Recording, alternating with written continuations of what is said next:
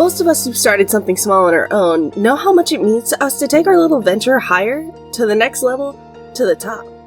But at some point in our entrepreneurial journey, we have all realized the role an entrepreneurial mindset plays. However, is this mindset reserved only for some people, or can anyone cultivate it? Most of us have seen it growing like a tree that bears fruit over time, but on the other hand, we've also seen people who failed to grow. We researched what successful entrepreneurs think about how we can cultivate an entrepreneurial mindset. And these 8 tips kept coming up again and again, and everywhere we looked up. So, we want to share these with you. We also have a questionnaire at the end of this video that allows you to introspect your general aptitudes for entrepreneurship. So, watch until the end. Embracing your passion. Our business to us is like raising a child of our own. It takes a lot of love, a lot of passion, and a lot of courage to do it successfully. Yet, it runs through our minds every minute of our awake time, and even while we're asleep. When we raise a newborn, we have no regular hours. We wake up at 2 a.m. when the child starts crying, and the same goes for our business. It consumes us, and we love being consumed by it. To me, it's almost like whatever you do outside of your job that you can't help not do. Right? You can't help not singing in the shower. You can't help not cooking. I think entrepreneurship is so much more similar to sports and entertainment than we speak of it. We don't work 9 to 5. We breathe our business 24/7. We work towards it regardless of money just because we can't help not doing it. That's how passionate we want to be to create a successful business. And it's also the first tip for cultivating an entrepreneurial mindset. On the other hand, you cannot choose a child as well as you couldn't pick the parent. So instead, what you can do with entrepreneurship is choose one or a few of your passions that can solve the problems on the market and can do it successfully at scale. Don't chase money. Chase solutions to these problems. Choose issues that are worth solving. And that's what successful business do at scale. Connect your passions to solutions. Yeah! Sticking to your niche. It doesn't matter whether it's a small online project, whether we're hustling on the side, or putting all our sweat and blood into our venture that we built with our own 2 hands. Nevertheless, self-doubt lurks in some corners of all of our minds at some point. What if this venture fails?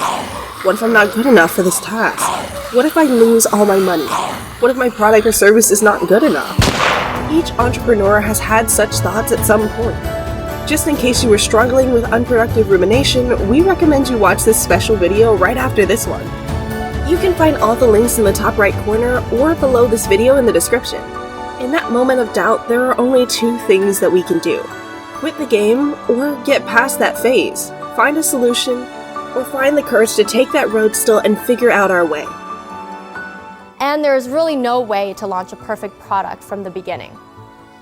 So, my second tip for you is just to focus on your niche. Perfect your product or service as you go and learn from your customers. Our businesses should honor our brand's values and mission. Being authentic means staying true to who you are, what you do, and who you serve. And this is a way to success. Have you ever been in a situation where sticking to your niche worked for you? Please pause your video and share your experience with us in the comments below. Your story can inspire others who might be on the verge of giving up. Creating an executable strategy. While being passionate is very important, passion combined with an entrepreneurial mindset results in an executable strategy to convert your dream into a reality. While most entrepreneurs aim to create significant impact with their business, the successful believe in taking baby steps and targeting small goals. It has been one foot in front of the other, and I think that is true for most businesses, where you kind of proceed adaptively. It's step by step. You figure it out. You have a success, and then you kind of double down on that success, and you figure out what else you can do, what customers want. The third tip for cultivating the entrepreneurial mindset is developing an executable strategy of small goals. For example, we can have numerical goals, such as increasing profit by 50% yearly, or a system-based plan, such as adding one new product to your range every month. Whatever goal we choose, we want to make sure that it's attainable based on the business's current situation or past performance. Once our strategy is up and running, we start working towards achieving our goals, flourishing a mindset that's free from distractions and thinks in the right direction for our business. Developing survival instincts in uncertainty. While we have a strategy for your business, things may not always work out as expected. So, what can we do? Give up? No, we take it as a challenge. The tip is that we mold ourselves into the person who can tackle uncertainties and survive. And I go into survival instincts. That's what entrepreneurs have. I didn't cry, I didn't dwell on it. I was like, what can I do to make the money that I deserve, get the credit I deserve, and live the way I want to live in LA? And that's when I founded my publicity. Survival instinct. That's what entrepreneurs have. When we constantly tell ourselves that uncertainty is part and parcel of our life, our mind doesn't fear it anymore. Instead, it starts finding a way to fix things. It's almost automatic. Just like our mind starts thinking very fast when a hungry tiger is approaching us, thinking it'll have a hearty breakfast today, we find solutions to uncertainties and transform them into problem-solving machines. And having done this successfully in the past, we gain experience and confidence for the future. So instead of fearing uncertainty, we start telling ourselves, if I could do it back then, I can do it again. Are you a person with such experience when your business faced a problem you never expected? Then please pause the video and let us know how your survival instincts helped you get out of it. Developing a whatever it takes attitude. How most people imagine a boss or business owner is a person sitting behind a desk ordering his subordinates to do all of his work for him. But that's not the whole picture. Every successful entrepreneur has seen a time when he's donned all hats on his head and done everything himself. You learn so much when it comes to business because you wear all of the hats. You are the accountant, you are the customer service, you are the editor, you are the person in front of the camera, you are the graphic designer, you are the mailman. Like literally everything in your company, you are all of it until you get to a certain point where you can start delegating. Knowing how important every small task is for the smooth running of your business, and not thinking any of these are beneath you, is the fifth tip for cultivating an entrepreneurial mindset. It boosts the willingness to deal with any obstacle that comes your way and slows you down. Building your dream team. Once your business reaches a certain level where it earns you enough money, it's time to let go of a few hats. But still, you can't let go of all of the hats. So, the sixth tip for cultivating an entrepreneurial mindset is to know how to set up a dream team, delegate, and make it work. I always try to find people smarter than I am. And when you find so many smart people, my job is to make sure the smart people can work it together. And then if smart people can work it together, it's easier. The vision they'll believe. You must know how to pick smart people who fit your organization's vision well. The best way is to welcome what everyone has to bring to the table.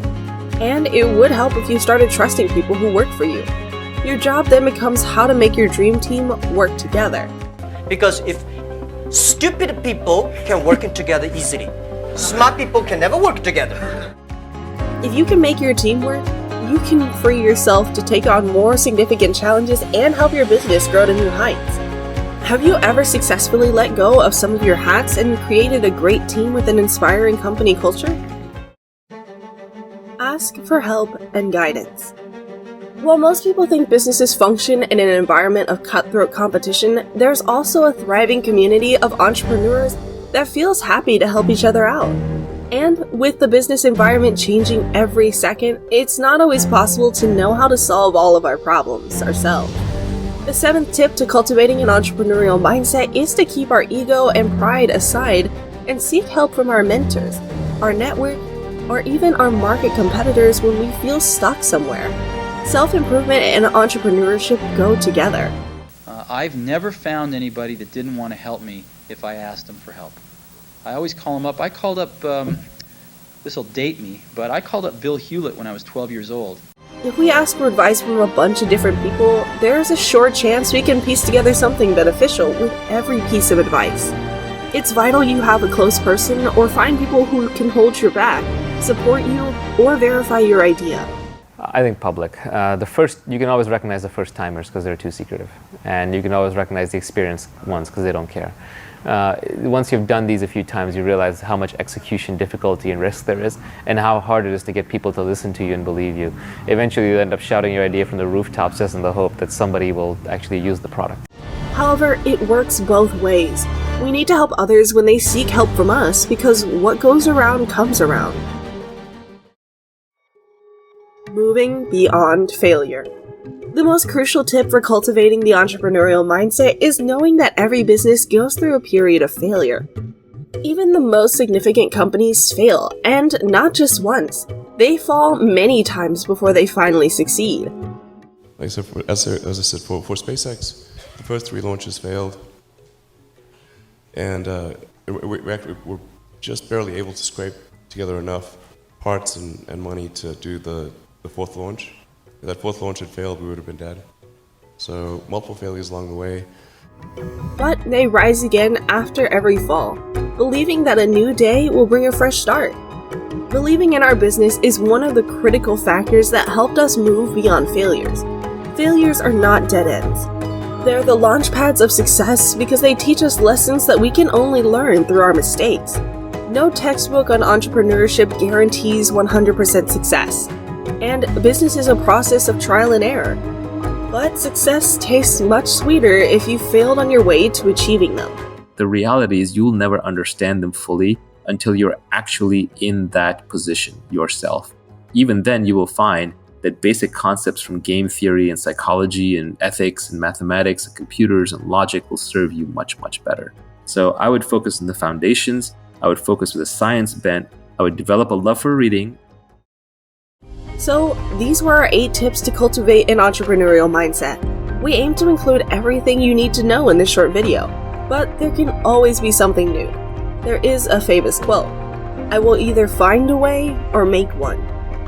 As we promised at the beginning, here's the 7 questions that can help you assess how deep your love for a process of entrepreneurship is. 1. Are you self-motivated? Are you part of the team, or you are the team? Do you receive goals set by others, or do you own your own goals and your strategy? Are you more likely a specialist, or are you more likely a self-directed generalist? 2. How much do you love learning new things? 3. Do you have a broad range of knowledge, or are you willing to acquire such knowledge? Do you have an aptitude to wear all those hats? 4.